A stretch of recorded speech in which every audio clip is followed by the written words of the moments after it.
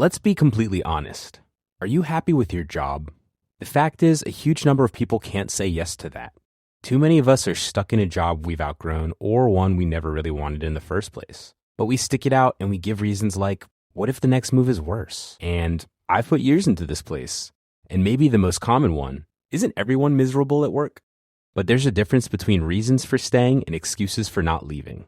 It's time to get unstuck. It's time for strawberry.me. They match you with a certified career coach who helps you get from where you are to where you want to be, either at your existing job or by helping you find a new one. Your coach helps clarify your goals, creates a plan, and keeps you accountable along the way. Go to strawberry.me/career and get 50% off your first coaching session. That's strawberry.me/career. Find the biggest voices in sport on the Sports Social Podcast Network. Like the Managers with me, Mick McCarthy. And me, Tony Pulis. Join us on our podcast, which is all about football managers, talking to football managers about what it's like to be a football manager. Search the Managers and listen wherever you get your podcasts. Sports Social Podcast Network. From epic highs to demoralising lows, somehow the rugby is not our main talking point this week. This is the Interpro Show.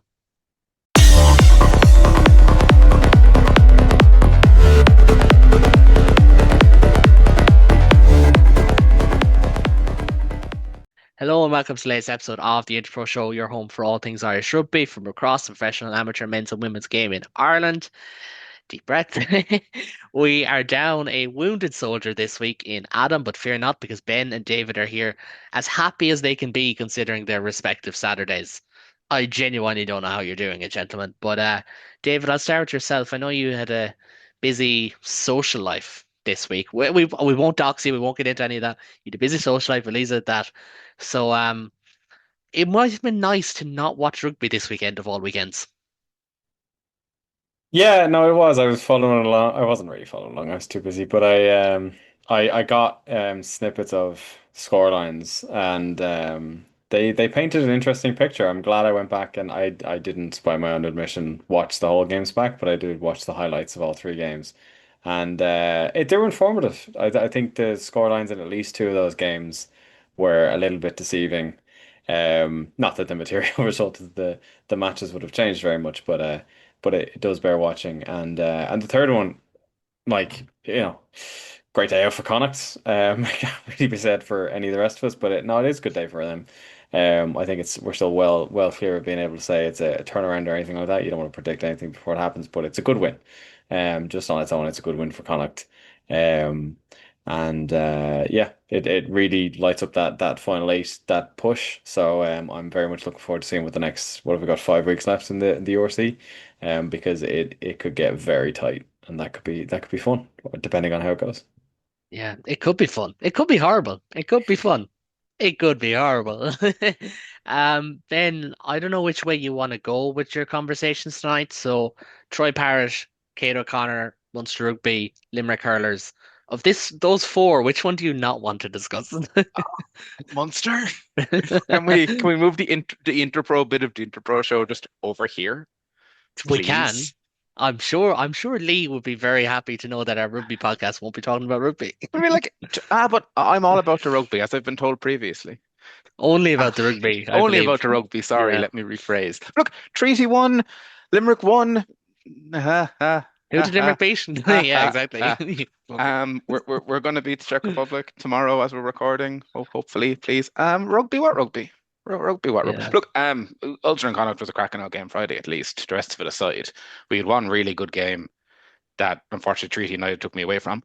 But we won a game. Great start. I mean, I was going to say great start to rugby podcast, but to be fair, given the state of rugby podcasts in Ireland, I think we're about level par for amount of games watched, because I watched all three.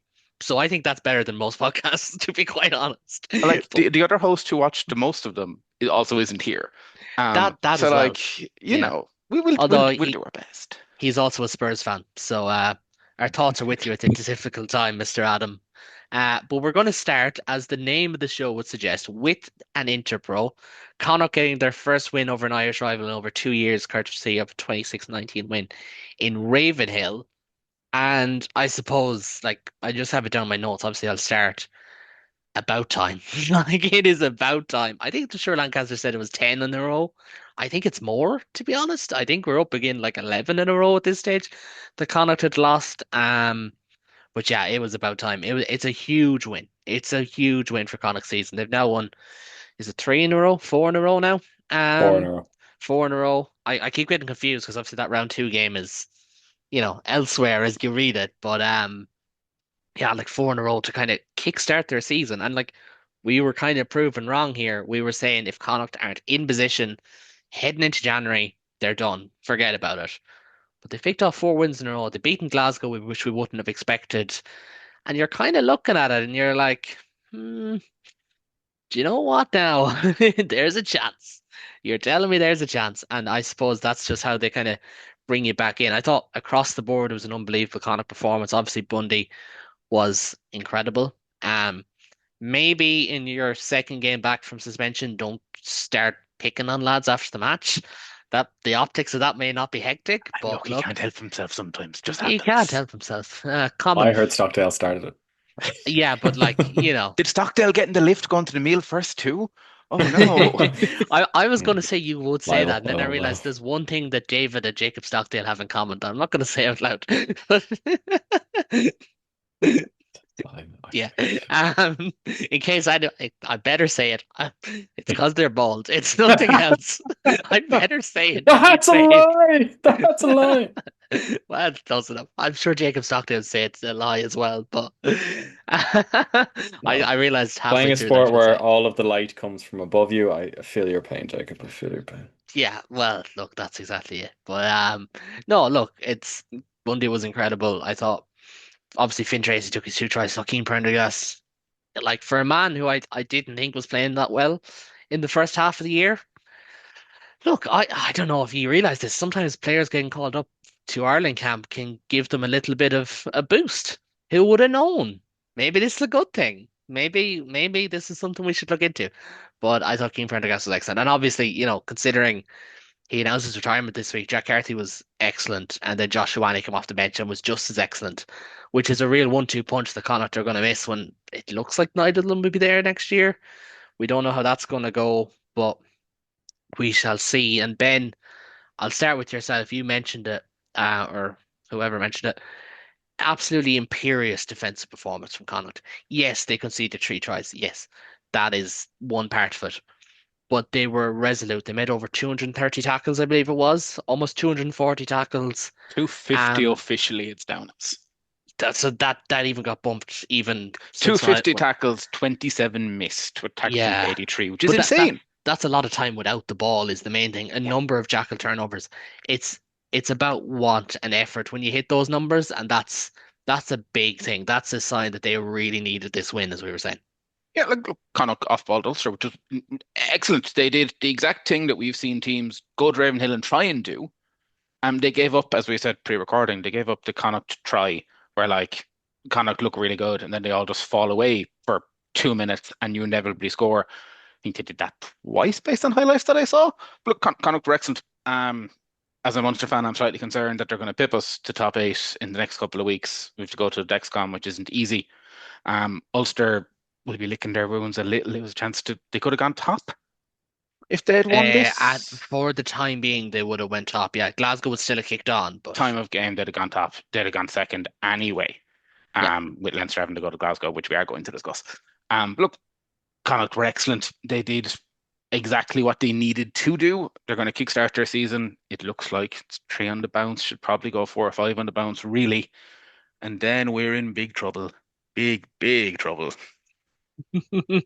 Yeah, well, opinions may vary on all that, but I suppose David to kind of bring in the Ulster side of things. Obviously, we don't have Adam this week, so feel free to do any impressions. No impression on this podcast would ever be as bad as Lee G impersonating me way back when.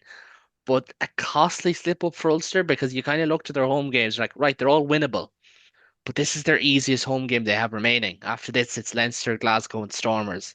So it's like on paper, now those games just look that little bit tougher, don't they? Yeah, they do. I think the only Adam impression I could give would be Suftum, but this wasn't very Suftum of him. This wasn't very Suftum at all. It'll be look, it's frustrating for Ulster. There's no doubt about that.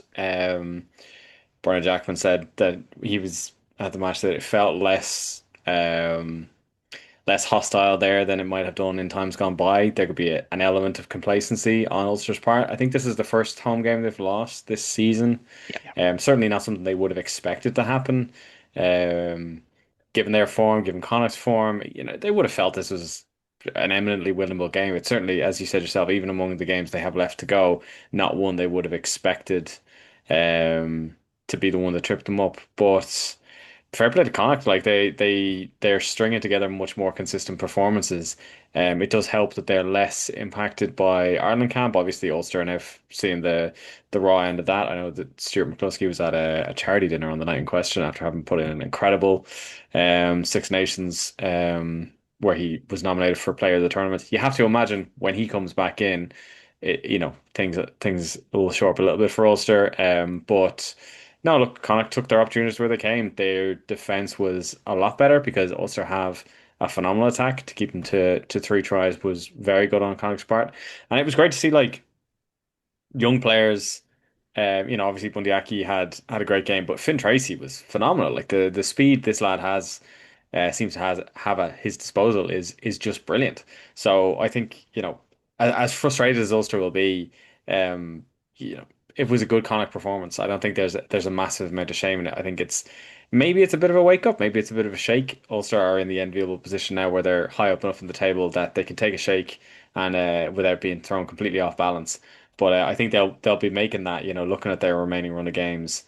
They'll want to get 2 from 3 out of that now at this stage, where they maybe would have had a little bit more wiggle room and considering there are two more interpros in there, I think they'll look back on this one with a bit of frustration that they let it slip away from them because yeah, it doesn't necessarily get easier from here. But I think for both teams, it could be a departure point from which they could both grow. Connacht now are within striking distance of the top 8. There were definitely points in this season where that did not feel like it was going to be the case at all. It felt like it was going to fizzle out. You felt like Stuart Lancaster would need more time to get them playing the kind of rugby he wanted, and maybe he still win. The false dawns have been a thing with Connacht before. For Ulster, like I said, it's a cage rattle, but given their position in the table, it's one they can take. It'll be an interesting one to see coming in the next few weeks because the top two are taking a bit of a step away, and I think the next two, being Ulster and Leinster, don't play either of the top two, so it's not within their gift precisely to do anything about it. But like that's kind of the magic of the remaining rounds of the season because it's about to get very, very interesting. Oh, We sorry, almost run a risk now though of Ulster play like Glasgow at the having end. But yeah. we almost run a risk of like having 1 to 4 being Ulster Glasgow aside. You'd expect Leinster to see it out from here, Ulster to mostly see it out from here. And then there's a 5 to 10 is a bear pit. It always has been in the URC. Yeah. And that's why this weekend's game is very important. It's Connacht against the Ospreys. Connacht can win that. It's a buffer heading to South Africa, but it might be enough to eliminate the Ospreys. And as we seen last year, like that looked like this is impossible to call with 3 rounds to go. But then after the second to last round, you're like, oh, it's over. Do you know, Yeah. like teams can just be eliminated very, very quickly. Yeah. And I think that's going to be a massive part of this Have conversation. Connacht got Ospreys, South Africa, Munster? Ospreys, South Africa, Munster, and their last game of the season. 1 second now, I have it here. So Yeah, while you're looking at that, Connacht. Kayla, I will just correct myself. I said that we Oh, don't have our gift. Leinster don't. Ulster do. They have obviously Stormers and Glasgow to finish. So Ulster are like this, as much as this is a rattle for them, they can totally right their ship, and take both of those teams. Glasgow, I think, will come to them in a second. Will be very happy with the fact that they're starting to put the kind of distance for themselves at the top of the table and that hot take: Stormers don't look excellent. I think no. the Stormers. Don't get me wrong, the Stormers are a much better team than Munster. The Stormers have a similar issue to Munster insofar as we have a 9 and 10 who have to do everything. And that'll only get you so far. But for Connacht, Ben, they have Ospreys this weekend at home, then Challenge Cup. Stormers away, you'd probably book in a loss there. Lions away, gettable, but probably a loss. Munster at home, Edinburgh away. Now, the thing is, Edinburgh could be out of the equation by the time round 18 comes. And then Interpro's at Interpro. and And it's in Interpros the and next Interpro con. at night time. Now, granted, it's in like first week of May, isn't it? Last week of April, first week of May Is that a territory. Friday? Is it a Friday or Saturday evening at half It seven? it's a It's a Saturday at 7:30, so stupid kickoff it's going to time. be dark. I'm planning to be there. I'm planning to make most games. I'm planning to be there this week as well. But obviously, duty calls sometimes it brings me to the other ends of the country. Actually, But quite one small thing on Connacht. yep, What they're doing an away end for Munster. yeah, They're I was going to putting. write that down for the notes and I completely forgot. Can we give out about that? Can we call that utter woke I nonsense? think it's an interesting. I'm not against it. And I say this as someone who I go to a lot of football. There's Mm, away ends are a big thing in football. I don't necessarily hate it. I was surprised when we got the MRSC link and it was Munster in this stand, yeah. which is also not behind the goal. It's facing the clan, which Okay. is interesting And in and it of used to itself. be the Bohermore end. It used to be the right, oh Jesus, the left as you look at it on the TV. It used to be that side. Used to be. Yeah, yeah, it was the one that faced the sea. I've been in Yeah, a couple of times. that's the Bohermore end. Yeah, Um, I used to. There's a wall at the back of that, and I used to have to walk in. Go. I used to work in Lisbon for anyone who knows Galway, and I used to have to walk into town. And at Christmas time, this is like a 25-minute walk. I'd beat the bus. That's how heavy the traffic was, and that's all I'll ever like remember about Bohermore. I That don't know the walk. thing I want to see creeping in, but you can imagine like Leinster, Munster in the Aviva next year, or even in the Leia as they call it now. If they say all the Munster fans go in that north stand, either go in the uncover stand or in the far end of the Aviva, or if like Munster were to say North Tower is blue, just turn it blue. The atmosphere you'd have, the potential if it sells really well is I X. I know it get gets it. rid of the whole camaraderie in Munster. What's it, rugby ethics?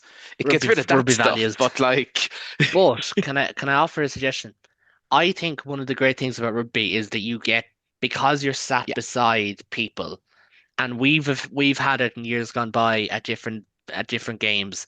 Because you're beside them, it just picks up a notch. And that's one thing I like because I've seen it in both instances. I've seen pockets of fans in sections of crowds, and it brings out the color. I think on the eye, it's better. But I think when you're actually in amongst it, yeah. as long as there's no shit, and there's always a chance you'll get shit. I know you've got it before at away games. Don't know about yourself, Dave. I've got it before at away games. There'll always be that. But for me, the fact that you're beside the person you're supporting against, I think can just bring the volume up a small bit. And for the love of Christ, we really need rugby to bring the volume up a small bit from time to time as well. But it's interesting. I'm not for them, but I understand why teams are going that way, if you know what I mean. Like I get it. And like I think to their credit, to Connacht's credit, it's a cool thing to try. And I think French clubs, when they send off, like, here's your allotment of tickets, it'll usually be one section of a stand. That's often Yeah, what they do, you and know. certainly So, like when we played against like say La Rochelle or Toulouse, now an aspect of it is that they come in groups anyway, but like mm, they do tend to be mainly focused in one pocket of the stadium. And I think like it'd be interesting one for an Interpro, say between Leinster and Munster, just because how many tickets do you allocate to Munster then? Like they'll end up being spread out that's the anyway thing. because we don't really have control flowing, The and the we're both best buying them the best from the Munster same Leinster place. Like you're atmosphere. not gonna they're not gonna gate Ticketmaster Yeah. based on where you're based. So, but no, it's not terrible. Ticketmaster, those crafty veterans. But Yeah, I do think like see benefit of Connacht, they have a little bit more control over because It's they have yeah, future their own ticketing, sets. that's so they true. can be like, "You're going here." It's in Yeah, front of the enclosures where they're putting us. Now, I say us. it's the I'm main not stand. going. It's called. Yeah, it's the main stand, which is not a That's bad I think place to watch that is what it's rugby. Is the called. clan Yeah, the main it's a stand lot. now? Sorry. It's a Clan, lot. but it's now the No, no, no, Dexcom no. stand. Is it still the The clan clan. stand? Or do Yeah. Dexcom get It's the naming clan rights of the stand? stand, I think. Okay, clan I think stand. it's the clan stand. That's where the clan terrace used to be, and then the main stand faces it. And then above the main Yeah. stand is the enclosure, which you should never go to because it's a dead zone. Um, Would you believe? Can I tell a small story, right? Because I love slagging Mayo and Roscommon. As a proud guy, man, I love slagging Mayo and Roscommon. Ben was there when I slagged Mayo in France, and a lot of people were confused. But I was up there before. It was the night that Connacht beat Munster on their en route to winning the league in 2016. And I don't know why I was in. I don't know why. I think we had tickets for behind the goal, but we got in anyways. And someone shouted out because Mayo were playing at the same time. They just went, Mayo for Sam. And I just went, Roscommon for Sam. And I've never been so proud of my fellow West of Ireland people, when the next response was, throw that fucker out. And that is why we need to start a GA podcast on the Global Gainline channel so we can spread it to the masses.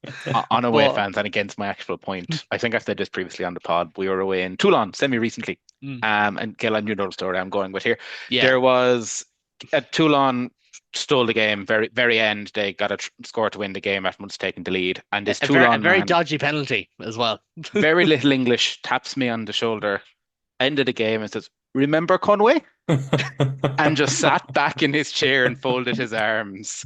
And I was just like, I kind of love you, but also I want to deck you at the same time. Yeah, but you respect that. That's the. You're that's right. the Away good, stands yeah. utter woke nonsense. You're correct. Yeah. Yeah. But we're not going to solve the issues of many utter woke nonsense issues in rugby union. But gentlemen, before we move on, just a reminder to everyone to make sure to subscribe to the Global Game Night channel to get all the latest content. We've got the Women's Six Nations coming up, the back end of the club season, top 14 show on here, and exciting announcement, drum roll without any drums. We are also looking for hosts of provincial podcasts, which we are set to drop next season. So leave a comment down below if you're interested. You can message myself, Caolán Scully, on Twitter. You can message the show on Twitter, where I believe Ben is the one who uses the account the most. So buyer beware on that one. I'll be nice, I promise. But Sorry, um I thought my cat was trying to escape. yeah, that was the vibe I got, in fairness. Or that someone stole your cat. But not that would happen. Yeah, so as I should say, we're looking for hosts of 4 provincial podcasts next season. So leave a comment down below. Lee will go through. We're not sure what direction we're going to go in with them. We're probably going to follow what we already have. We're also thinking about an Irish language podcast. So if you know of anyone who has an Irish language podcast and can hop on, do let us know. The more the merrier. And then we can. That would actually be really cool. Please, can we get that? It would be very That would cool, be unreal. absolutely. And we could have someone saying, actually, TG Carr's coverage was X or Y, as opposed to it exists. Thanks, lads. I say that as someone who like got 80% of my oral for leaving cert higher level Irish. So like humble brag. But Ooh, fancy pants. No, Look at I'm hoping me. it's I'm also hoping we 7 can years have ago. a hybrid. 7 years, fuck you. Thank you, David. Yeah, I'm hoping maybe we can get a hybrid. A couple of focal here, a couple of focal there, and then we'll end up doing a crossover podcast with the How to Gale girls because they're pretty cool. That'd be nice. And you know what? There we already have a connection because I believe Ben is 4 or 5 times removed from Louise Cantillon through Oh, there you friends go. and neighbours and all that. So I was going to say, I don't know his family the right way to put it, but there's definitely like friendship links going that way. yeah, no, exactly. Because everyone in Limerick knows each other. So like it's just bound to be the case. I went to college down there, everyone knows each other. One of the first people I met that was from Limerick was like, I used to live next door to Barry Murphy. And I was like, I know him, he played for Munster. But we're gonna stick on the Munster theme for just a moment because unfortunately, Ben, we do have to discuss a record loss in South Africa on Saturday, a 45-0 defeat. And we're going to have to get into it as well. The start of a very strange week for the province. And I suppose to kind of get things going, it was memorably awful. We did say before the game, David was like, guys, is this the case? We were like, yes, it was the case of 2 very bad teams having a bad off for the first like 60 minutes of this game as well, which is not a saving grace for Munster. It's just the way it was. No, look, it was. I think I made this point in response to David earlier. The URC this year has had many games that were 2 bad teams being bad and 1 team being less bad. Where this game was 2 mediocre teams being mediocre, and then the last 20 minutes, the Sharks deciding, oh wait, we're actually pretty good at this. And I mean, Munster played really well, but really well to stretch. Munster played well for half an hour, 25 minutes ish of both halves, and then inexplicably stopped playing rugby. Look, we made 1 clean break all game. I don't think we made 200 meters. There is a stat, may or may not be true during the week, that we had more knock-ons and entries into their 22. When you put all of those things together, you end up Probably is the answer. genuinely. I think it probably was true. I saw this game. Unfortunately, I sat through this one. It all combines to be Munster's heaviest competitive defeat since I think 2009. The first time we were nil since 2009 in a competitive fixture, when that was Leinster in, I'm going to assume the RDS at that point. You weren't using Croker. You were using Croker. It was was that the John Hayes sent off game? Yep. Potentially? Yeah. Yep. Um, Yeah, God, that's October 2009 in that and look, instance. Yeah, we we made 7 turnovers, we made more turnovers than the Sharks. We actually, with ball in hand, looked okay. I've seen criticism of places. JJ Hanrahan thought he's actually quite good. He did well as captain, did well out of hand, tried to use his backs as best he could without going into too critical a Munster, but loop passes are great. It's all we know how to do now is loop the ball around and hope something happens. But again, is there any real positives you can take out of a 45-0 drubbing at South Africa? It's done. It's over. yeah. Well, Um, it's not because Munster in Pretoria this week this at one is two over. o'clock. At Look, we 2 o'clock kickoff, which is even worse. we're not the first Irish team to get battered in South Africa. We won't be the last Irish team to get Uh, battered in South Africa. And yeah, and if I could say Even some when he's nice down things and about, out, he yeah. still gets a punch on David. It's no, okay, what? David. No, You're no, with no, no. It's friends. happened to us And I was before. just It's about to say fine. nice things about Munster. And like I would say, like watching the highlights back, knowing the scoreline, I was like looking at the clock going, that doesn't seem quite right. I know what the score of this game was. So I would say there was an element of running in tries at the end when everyone knew the game was up.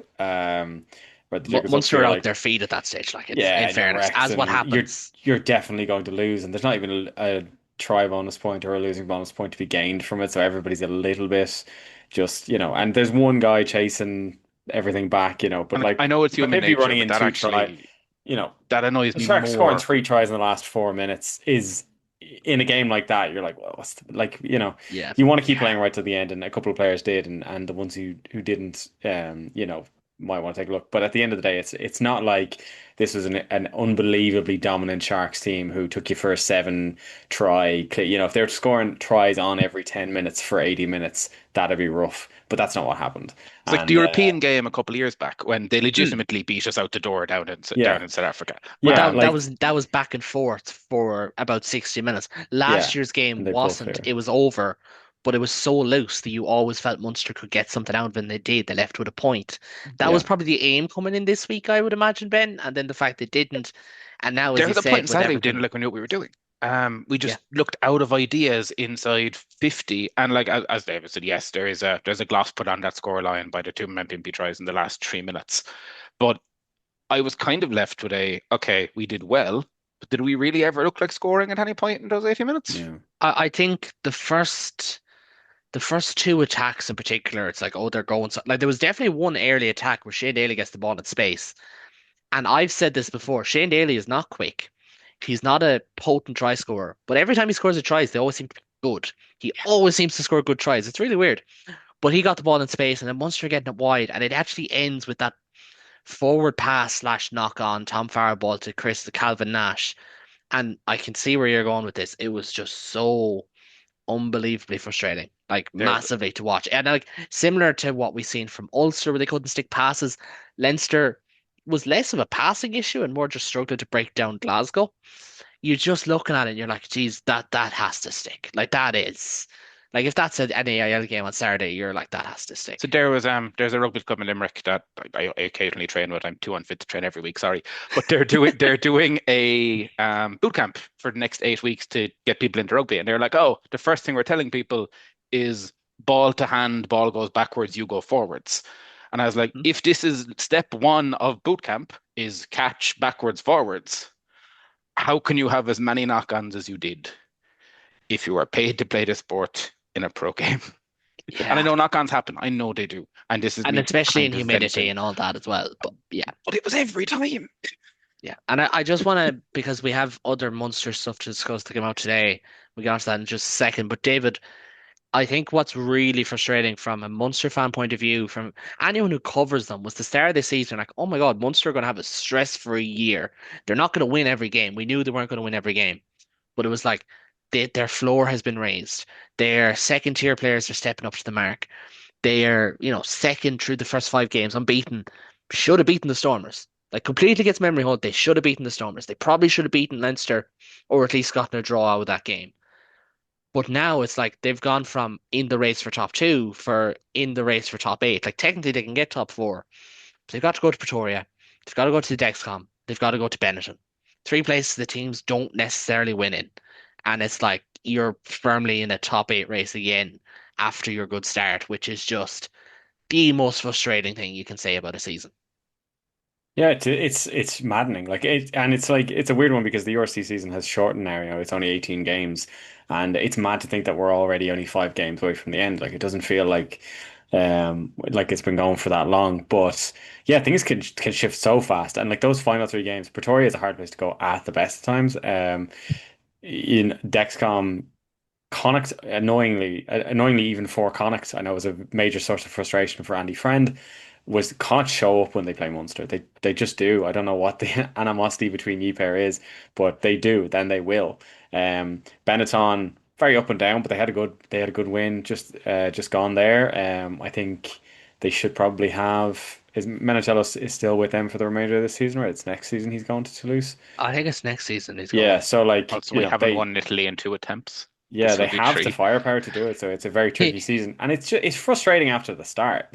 But like there were hints of it there, like there were a lot of those early games that Munster won, aside from the Leinster game, which is probably their most dominant performance of the season.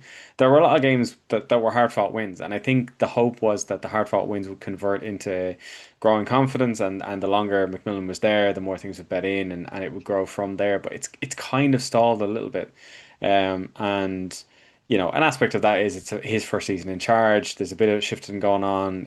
Mike Prendergast obviously leaving at the end of the season. There's disruption as you lose players to Ireland camp, and where you make jokes that they don't lose that many, but they lose important ones. Ty Byrne and Jack Crowley. I suppose there's hope there too, because while Ty Byrne is very tired all the time, he's also one of the best players in the world. Having him back is going to be a Yeah. huge boost. And Jack Crowley has to be riding high after a really, really strong finish to the Six Nations, taking the Ireland 10 jersey back, steering the ship really well to finish out the Triple Crown. So like, Craig Casey now with a bit of fire under him from being put under a little bit of pressure by Nathan Doak, who had a great performance in the tournament as well. So those 3 guys come back in, it will really help the end of Munster season, but they're going to need it because it is coming agonizingly close to slipping away from them from, yeah, like you said, where they really would have felt like they were starting the season, going for those top 2 spots. So yeah, it's a really weird one that we're even now 5 games out from the end. You can't convincingly say where anyone finished. You can't even convincingly say that anyone will finish, top 8, top 4. There's so many variations. It's going to be a fascinating Yeah. run into the end of the season. If you've never watched rugby before, I've no idea how you made it this far through the podcast. But if you haven't, the next 5 rounds could be a really exciting place to start. Well, in all fairness, David, like I look, it's obviously our charming personalities and good looks if they made it this far without watching rugby. But no, I completely agree with There's the everything you said. TikTok clip. That actually that is a TikTok clip. That's a good show. But I would just be of the opinion that like above everything else, I can understand why a new coach there'd be a bounce and then a come down or whatever. But I think what's really frustrating is the fact that Munster's second layer started so well, like second layer in the depth chart, and are now not playing well. And there's a leadership issue that wasn't there at the start of the season. Obviously easier when you're winning games. I think they look poorly coached in areas of their game. Obviously, scrum is mano a mano. It's different. Line out has regressed. Attack has regressed. Defensive shape, I would say, hasn't. I think just there's an energy thing, and that comes with form and confidence. Like we've seen over in Toulon, for instance, thought the defended really well despite conceding 4 tries in a game like that. But the flip side was the Cast game, they defended really poorly, conceded 4 tries. But I just think they look poorly coached. And considering the caliber of coaches Munster have, like Alex Codling, Mike Prendergast, Dennis Leamy, Clayton McMillan, that shouldn't be the case. And I think that's fair to say. But we do have kind of off-field stuff to touch upon. So the Irish Independent and the 42.e reporting today that Munster are at a meeting, as far as I know, yesterday. I'm trying to put my journalistic hat on right now to kind of lead this. As far as I know, they had a meeting yesterday to notify staff that they would be seeking voluntary redundancies across the province. The number fluctuates depending on who you ask, so not our place to look into. But obviously, as we all know, with redundancies, number one, it is people like you or I, which is always a great shame. And we, of course, have great sympathy for anyone who may be put on the chopping block, for lack of a better word. And also at the same time, redundancies often comes in rounds as well. But Ben, I suppose, because look, we're conscious that you know people in Yeah. the HPC, I know people involved in Munster. We don't want to get personal with this, But from a Munster perspective first, it's really disheartening to see because it is a great club. Some of the best people you'll ever meet, involved down there and working down there. But it is a sign of the times. Everything's getting more expensive. There are bills to pay. There's costs to cover. And look, it's a weekly story in the news that X company is laying people off at this stage. Yeah, and look, just as you said, we know people in the GC, and just to echo those sympathies of I've been through it. It's awful. All we can do is from the four of us, we should absolute best. Anyone who is affected by it, it is legitimately the worst thing that can happen job wise. Um, from a Munster POV, look, the statement that they've issued to media is it explains the reason behind it, the current economic situation that we're all very aware of. I have opinions that I think will come to in a couple of weeks when this is resolved and we know what's going on. But look, the club will get out of it. Ideally, Munster taking steps to that will ensure the club survives in the next decade, because we've seen what's happened in clubs in England, in Europe, and further afield. Look at Wales at the minute. It's awful. Again, I hope the club finds a way out of it that ideally as little people as possible need to take this redundancy program and can get back to work, and we can focus on, hey, the club needs to go start winning games, and we can focus on pitch and not off pitch. Mm. Look, we'll see what happens. Again, our sympathies to absolutely everyone affected. It is just awful. It should not have got to this stage. We're here now. Let's see what happens. Yeah, To no, be and nice. I would agree. And like obviously when there's that human element, it's hard to speculate. It's very easy, and it's wrong of us as fans that we could talk about player contracts, coaching contracts, get him gone, get this guy gone, whatever. But when it comes to like the people at the back of the house, we're like, oh fuck, don't want Oh, don't they're want to human talk about it. beings who take emails, take phone calls, deal with us on social media when we're actively shouting at them Well, because someone missed a speak for kick. yourself. Sorry, deal with me on Twitter when we miss a kick. And I don't do this. I'm not one of them, I promise. But again, these Yeah. aren't people who we shout out in Thomond Park every week. These are people who go in on a Monday to Friday, work in the These are HBC the in people Thomond you Park. meet working on match day as well, and like, that's the thing. And Exactly. And look, it's tough. it's tough. Um, I'm sure full situations will come out and we'll get clarity on what the external review has said, what the review has said that needs this to happen. But I said, look, we're not going to speculate. It's not our place, other than just to say best of luck to absolutely everyone. Yeah, absolutely. And I suppose David, on that, like, look, redundancies are unfortunately a part of life in this day and age. They're kind of an out for businesses, and I don't mean that as like a cop, but like they are an out to cut costs. And we've all known people or have been through it. I haven't, but I know people who have. But there's also the element of, say, when you look at it in a sporting sense and you look at rugby as a greater picture, clubs are not doing well. And like we will probably have, and I'm not trying to speculate overly, but I would not be surprised if the RFU are taking a measure in one place that we won't see this happen. Maybe not this year, but maybe in 2 years' time elsewhere, or maybe in 3 years' time elsewhere. Because rugby, as a rule, is not a profitable sport. And until we fix that, we're going to have more monsters, more, wasps. And obviously, Munster, very different situation to wasps, but more Munster, more wasps, more Biarritz, more whoever, where the tank just runs a little bit empty sometimes. And Munster are fortunate they have the IRFU. Other clubs don't have that. We're just, it's kind of the way it's going, isn't it? And like my own fear, and don't get me wrong, I want Ireland to win tomorrow as we watch this. I 100% do. But what does rugby do when provincial rugby falls behind a surging League of Ireland, potentially, maybe not in terms of numbers, but potentially, surging Gaelic football and hurling, and a surging national team who seems so disconnected from the provincial game? Like, how do we make money off this? I know it's $1 million question, but they're genuine fears at the moment, aren't they? For the game in Ireland. Yeah, they are. Look, to kind of echo what Ben said, redundancy suck to be on the receiving end of. I went through a round of them that I did not survive about 18 months ago, and it's hell. Like it's the worst thing.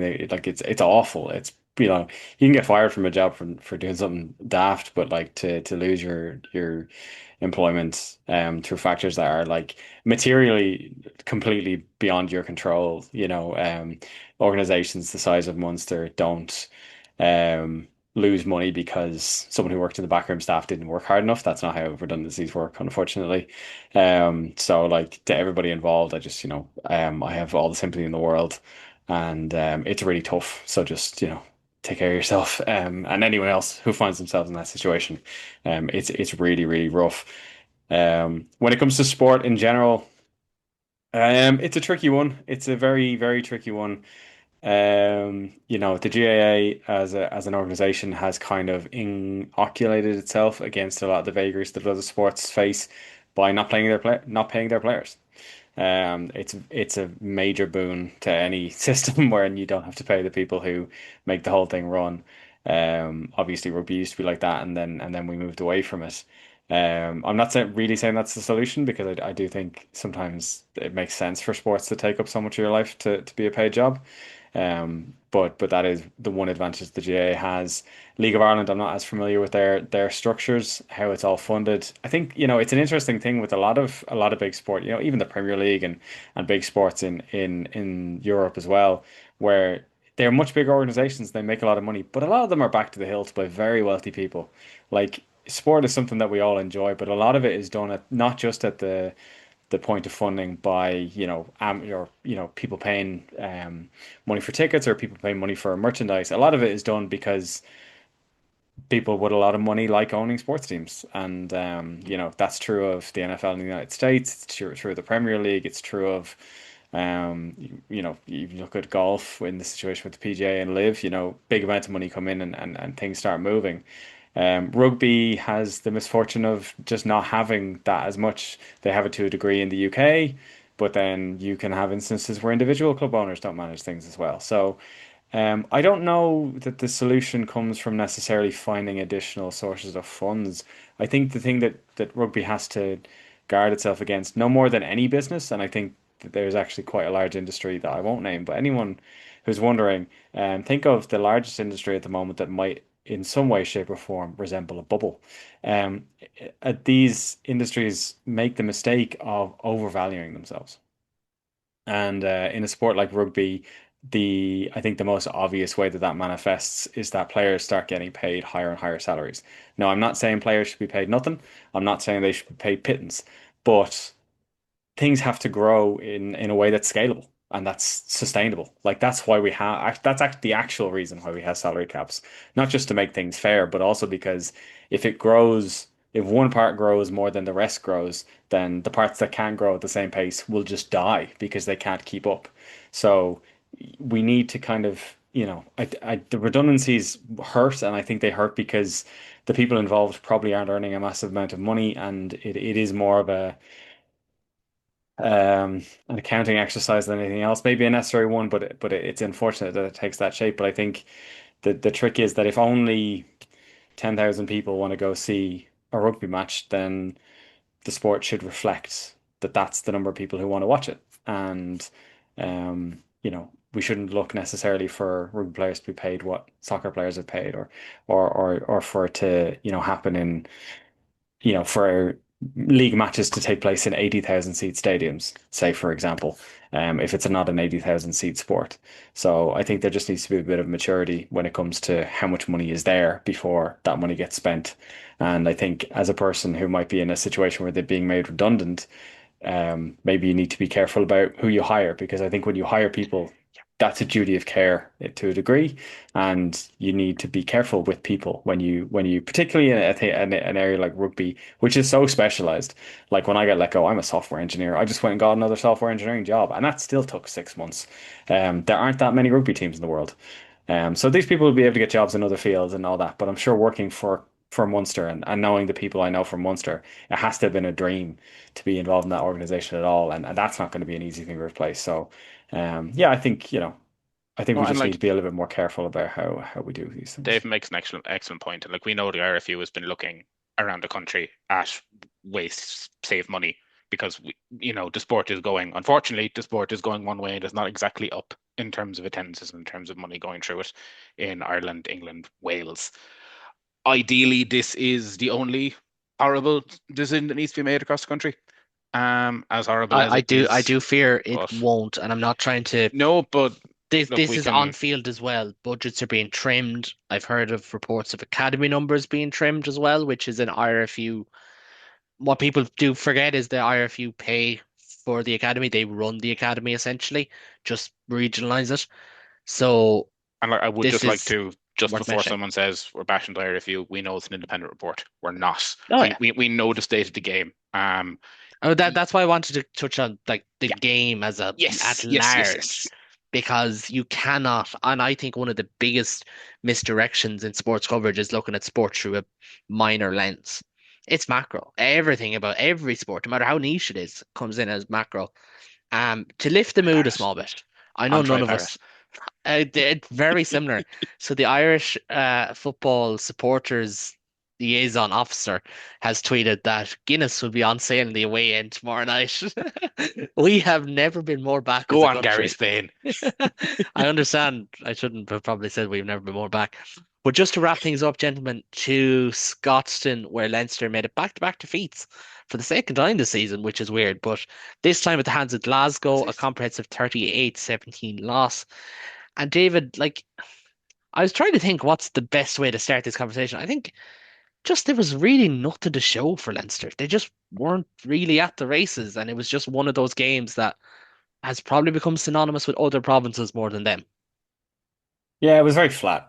Like it's been a growing problem with Leinster, or not growing problem. It's been a problem with Leinster this season. It was a bit of a problem last season as well, but it was kind of masked by the defense, which I can kind of get into in a second. But like my problem watching Leinster this season is that there's very little in the way of inventiveness. If they're not fitter and faster and more dogged than the opposition, they're not going to win. There's no.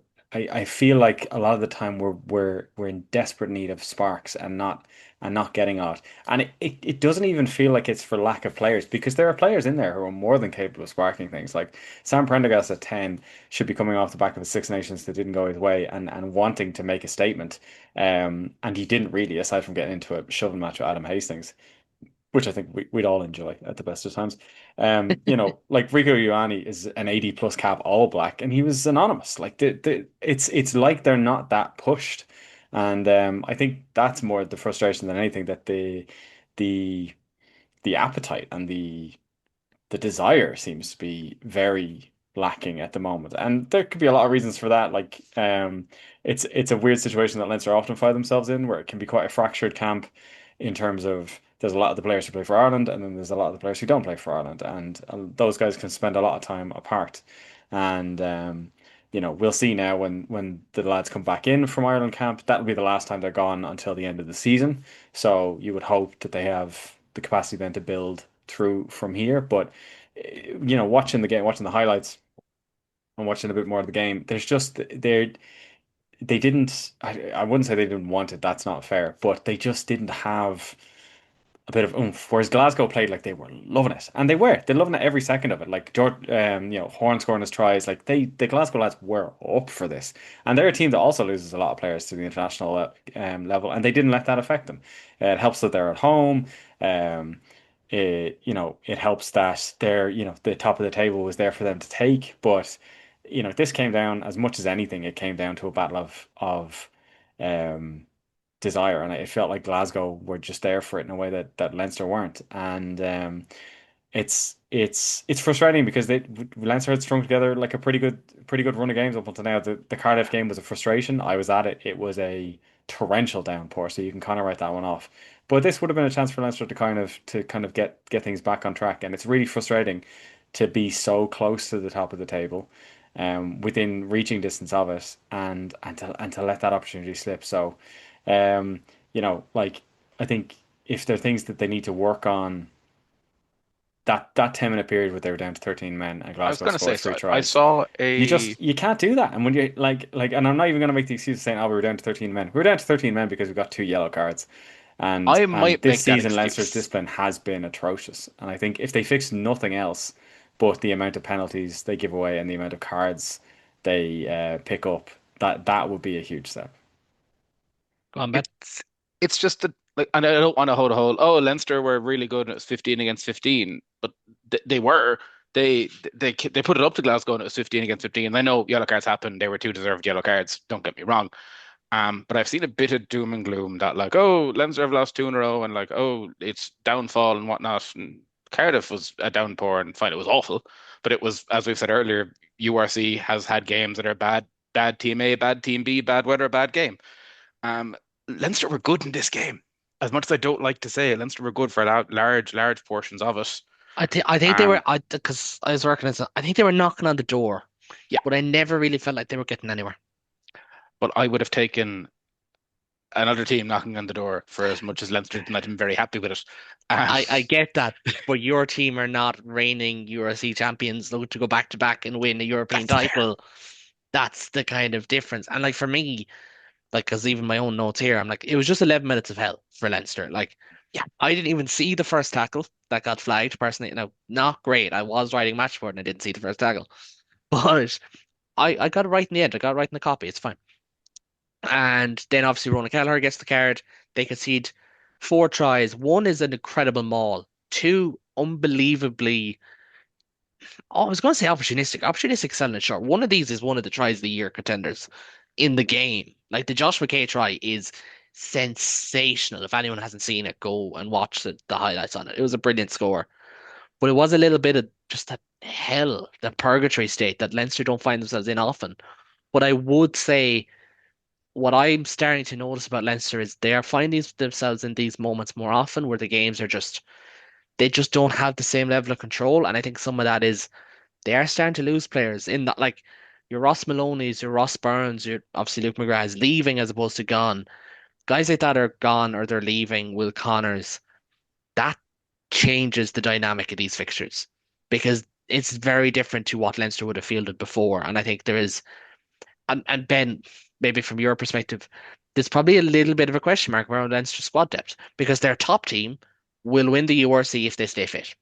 No, I've no doubts about that.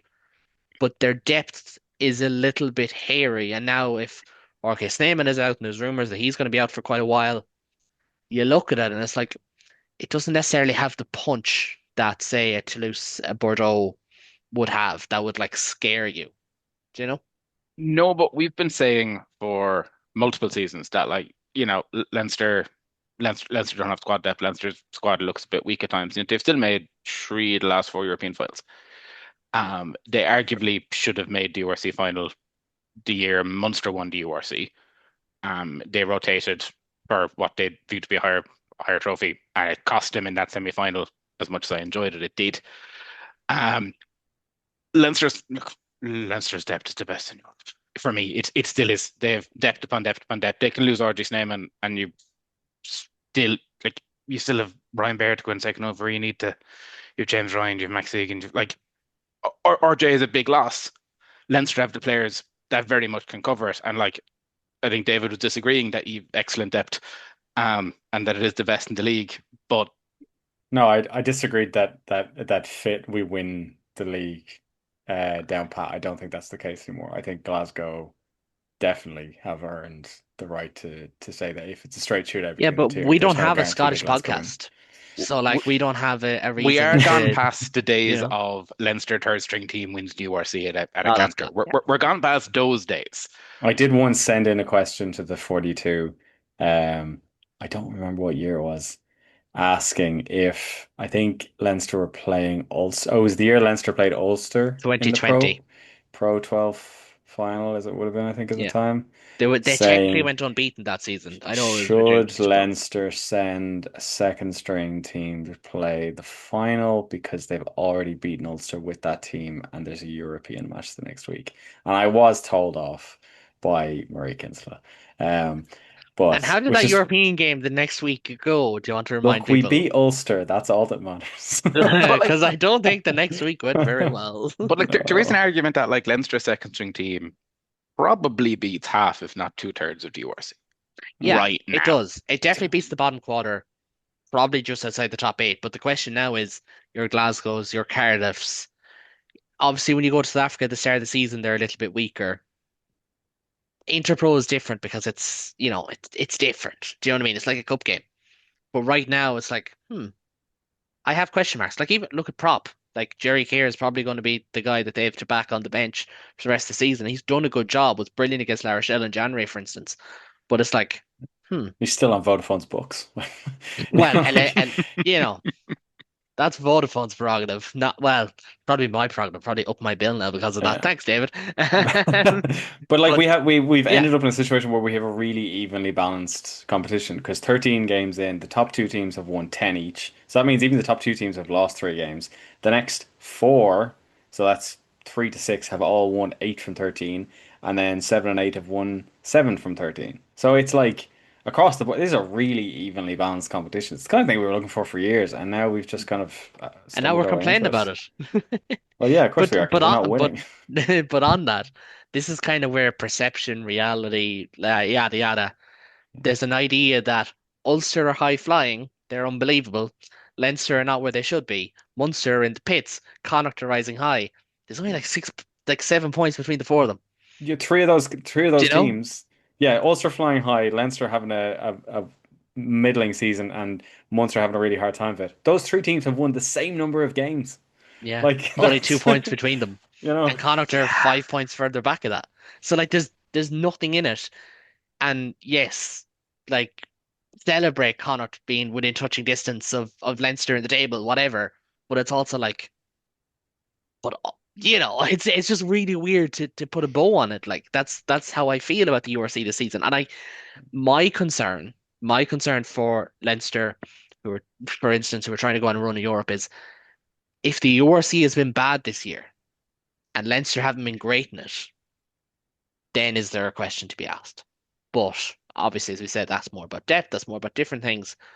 But is Europe on your mind, David? I know it's 2 weeks away, and I know it's Edinburgh first up, which basically means Leinster 56, Edinburgh 5. Sorry, Duhan will score in the corner, so it can't be converted. It'll be Edinburgh 5. But like, is it on your mind at this point? Because now it's like, well, Leinster should back themselves against anyone in the URC.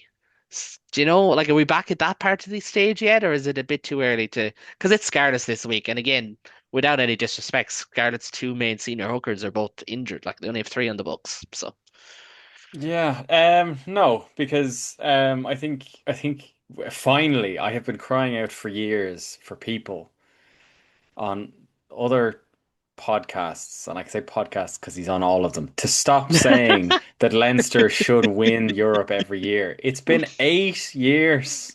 I remember I was standing in the Sands Hotel when Issa Nasewa kicked that penalty that kick over for us to beat Racing. It's been 8 years.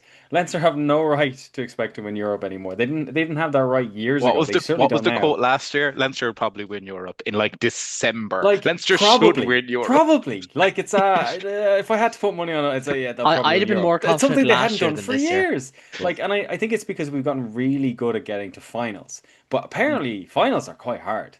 So like, it's an ongoing thing at this stage. And I feel from a Leinster point of view, I'm like, maybe if people took us less seriously and didn't overly predict that we'd win everything, maybe we'd have a better shot at it. Like because it hasn't worked. Being favorites has not sat well on our heads at all. There have been finals where we've been outplayed.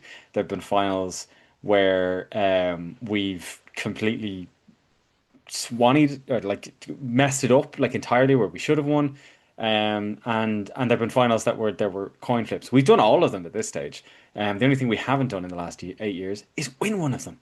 So it's I don't know. Like the thing for me with Leinster at the moment is that there's too much not going right. Even the games we win, we're not winning with the kind of dominance we used to win games, and it just makes me wonder if we come up against a Northampton or a Bordeaux, or is that where it's going to like come back to haunt us, where like we can't guarantee that we're going to beat. And I suppose that's the question. If you can't guarantee that you're going to beat Cardiff, can you beat Bordeaux? And I think the answer might be yes, because I don't know that being guaranteed winners did Leinster any favours, because I think it bred complacency and it bred a lack of tw last 20 minutes killer instinct because when you're never under pressure in the last 20 minutes, you have no idea how to handle it when you finally are. And Leinster have come from behind in way more games this season than I think they have in any season in the last maybe 5 years. And while they haven't always managed to fight it back, they're learning a little bit more how to be behind and how not to be the best. And I think learning how not to be the best might be the solution to actually winning. So maybe I've talked my way around to saying, yeah, But maybe Leinster will win here. also the level of like you don't have every game in the Aviva this year. Presumably, all going to plan, it's an away semi-final in Europe. It's Yeah, probably an away semi-final in the URC, although as we said, this table can go anyway. I think Leinster have a more favourable run in than say Glasgow or Stormers, who have to play each other and both have to play Ulster. Ulster have to play. Do you know that kind of way? Like Ulster, like Leinster should make top two. It's just a yeah. little bit trickier now because they're what 12 points We've behind we've Cardiff. we've we've three we've five games, three home. So we're home to Scarlets, the Lions, and Ospreys, and we're away to Ulster and Benetton. Realistically, we Should should win win five. four of those games. Should win four. Should win three with a bonus point at least. Yeah. I was going to say, you're getting 19 Yeah, out of 20 out of that. at Sorry, least. Yeah, 19 to 20 out of a possible out of 25. Yeah, 25. we should get 20 out of that. Should, but Yeah. like It, But it it should be realistically it should be 23, 24, but obviously it's a little bit trickier when you're going on a run. But gents, I do want to just get into next week really quickly. Sorry, Ben. Going to start with Leinster Scarlets. So we're going to stay on Leinster for a minute. 7:45 Premier Sports on Friday night. Don't know if you're heading to this one, Dave. I know Hugh Griffin is heading to this one actually. Shout out to Hugh, friend of the channel, basically channel guy, face of the channel at this stage. Um, he's going to be at this one. Leinster should win. For everything we've said, this is the Scarlets at home. They should win. They'll have more internationals back, should get 5 points to the board, and be in a more positive position heading into the round of 16 in Europe. David, that was for you. sorry, you're going to me? Say that again. Yes. I was Leinster should preparing my win, out will We'll win. do it live. I was If preparing my Leinster outro. win, if Leinster win, they'll be Yeah. in a better position, and they should Ye- win They against should Scarlet. win. No, I mean realistically, Scarlets at home in the Aviva the week after losing to Glasgow, 3 weeks after losing to Cardiff. They have to win. Like it's. I said it like before that Leinster had to be done losing after they lost to Munster. We weren't quite done losing at that stage, Well, but do they you know what I really have remembered to. actually? We They did really have pencil to be in done this losing. game should be the next one that they lose. So Oh we were God. very close to being right. Those are the days. So like, but they really do have to be. If the ambition is to finish in the top four, and really the ambition should be to try and finish in the top two, then there's no question that they have to beat Scarlets, and they have to do it with a bonus point. And realistically, they should. So yeah, I don't have a ticket yet. It's not sold out. I will probably buy a ticket, despite the fact that this was a very expensive month. But no, it should be signed, sealed, and delivered. But we rule nothing out. We'll see how it goes. But no, this should be a 5 pointer for Leinster. Yeah, well, it is blue versus red, so you never know.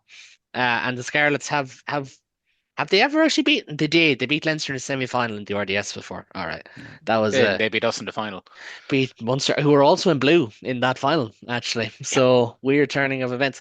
But on blue versus red again, Bulls against Munster, 12 o'clock TG Car in Premier Sports on Saturday. Ben, is there a more fearful place to go to Pretoria than Pretoria in the sunshine? No one's even worse after a 45-0 spanking the week before.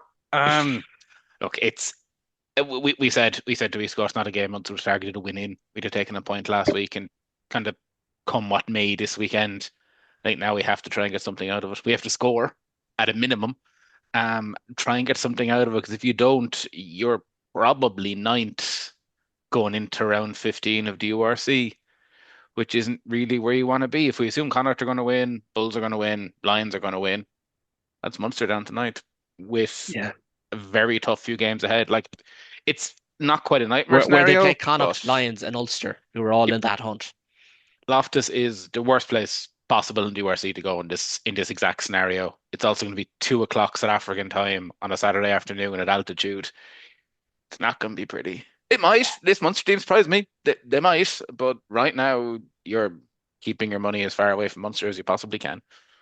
Yeah, no, I do agree. The next game after that, 2:15 on TG Car in the Dexcom, Connacht against the Ospreys.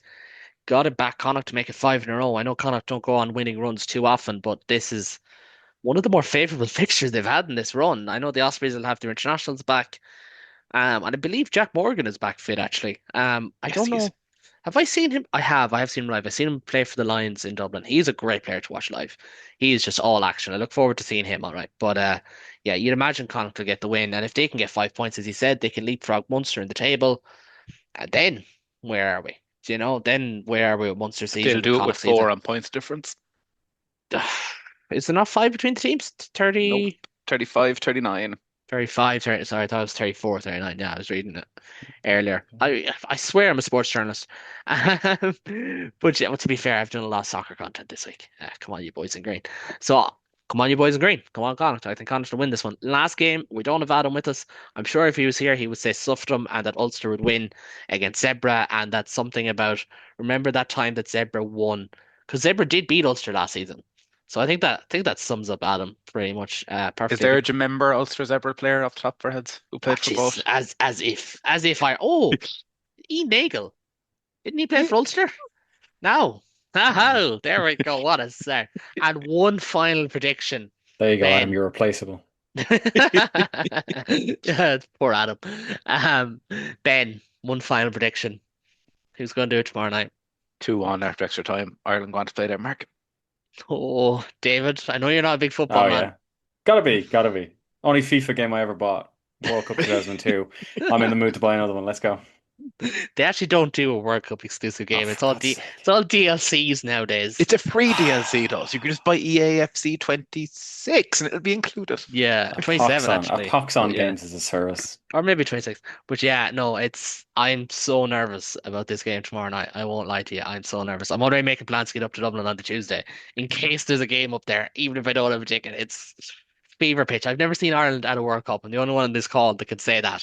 I've never seen Ireland at a Oh my World Cup. God, you haven't. I'd Yeah. like to see it. Come on, Ireland. Oh, And if yeah. Lee wants to get the copyright, you know, push the luck, start playing put him under pressure. But for now, for all of us, from the One three last one. wise men, One last one go on, before we go. go To on. anyone who's made it this far. One last huge positive shout out for Irish sports because I think we said we'd mentioned her before, so we should now. The awesome Kate O'Connor Yes. won bronze in the World Indoor Pentathlon. She's the first Yeah. Irish woman to win two World Indoor medals, and she set two personal bests in the shot put and the 800 meters. She's phenomenal, and She, it's only a pity there isn't another Olympics next year because that girl would win fucking something. So yeah, big up to Kate the, O'Connor. the Irish are good at athletics, and that's apparently the type of athlete we don't produce a lot of. But let's just wait and see, gents. Thank you very much for the three wise men. Adam, of course, I'm sure is tuning in and going, "Oh, I could have got Ian Nagel," etc., etc. While wearing a jersey. Remember, if you like what you see or hear, like and subscribe. And of course, if you're interested in joining the Global Game Night team, leave a comment down below. But from all of us, until next time, come on, Ireland, and we'll chat to you very, very soon.